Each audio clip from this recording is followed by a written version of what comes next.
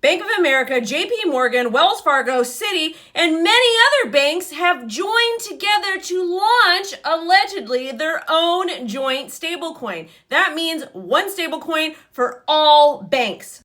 Yeah, I know it's a little bit alarming. Yeah, I know we were promised we weren't get a CBDC, but I don't know what else to tell you. Let's go ahead and run through all the news that broke around stablecoins, the Genius Act, the big banks, and much, much more. I'm WendyO. I talk everything crypto every single day. To get more, subscribe, set alerts, smash a like, and of course, drop me a comment because this is kind of good, bad, I don't know yet.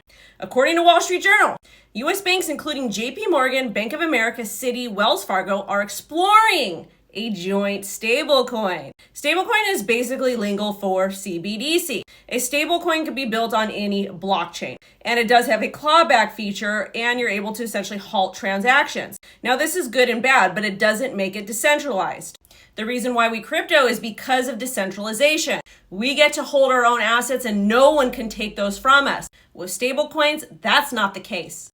So according to the article, let's get back to it. Potential model would be shared stablecoin usable by other banks. Goal is to complete with rising crypto and stablecoin adoption. Guess what? We don't really care about stablecoins. Well, I don't, because I know the Genius Act is literally just a big CBDC in disguise, and I've said it all the time on the show. So these talks are allegedly very early, and yes, we don't have any real regulation for stablecoins yet. That's going to come with the Genius Act. The Genius Act is basically going to make sure that assets are backed one-to-one, which is good. Certain companies can or cannot launch stablecoins if they don't meet certain needs. KYC and AML.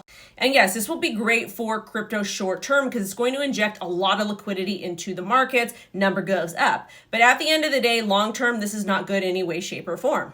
We're here for crypto adoption, for Bitcoin adoption, not stable coins. Yes, I understand that there are some people that could benefit from a CBDC and stable coins, but at the end of the day, it is bad.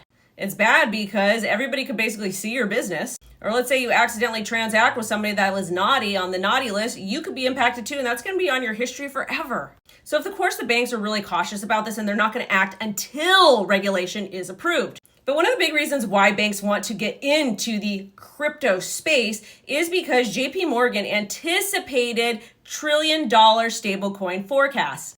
Now, the current stablecoin market is about $240 billion, and that's because we don't have any real regulation.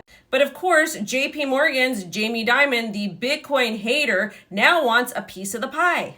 And remember all of the banks unbanking all the crypto people? And for whatever other reasons, well, that's basically what's going to happen with stablecoins. And they're now very interested in crypto because that's where the money is going to be made. And then, of course, we have Cynthia Loomis, who declined a meeting with Brad Garlinghouse. You know, Brad Garlinghouse, the CEO of Ripple XRP. Well, they haven't met once in the last 6 years. Loomis has not rescheduled or hasn't given any indication that she is going to reschedule, but she's a big proponent of the Genius Act and Bitcoin. I love she's a proponent for Bitcoin, but not the Genius Act.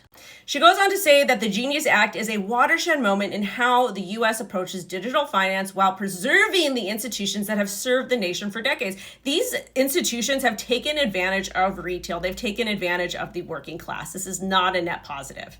She said, quote, digital assets are the future. It's our responsibility to ensure the U.S. continues to lead the way. Then she goes on to say businesses will save money with stablecoins, blah, blah, blah.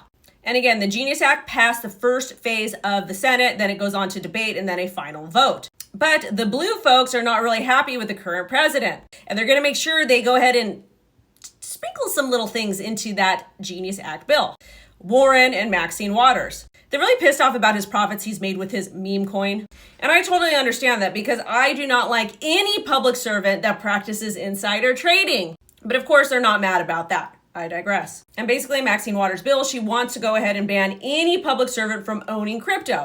Cool, great, fine, fantastic. But if you're going to do that with crypto, then you're going to need to do it with public servants, stocks, and all of that other mess that's going on.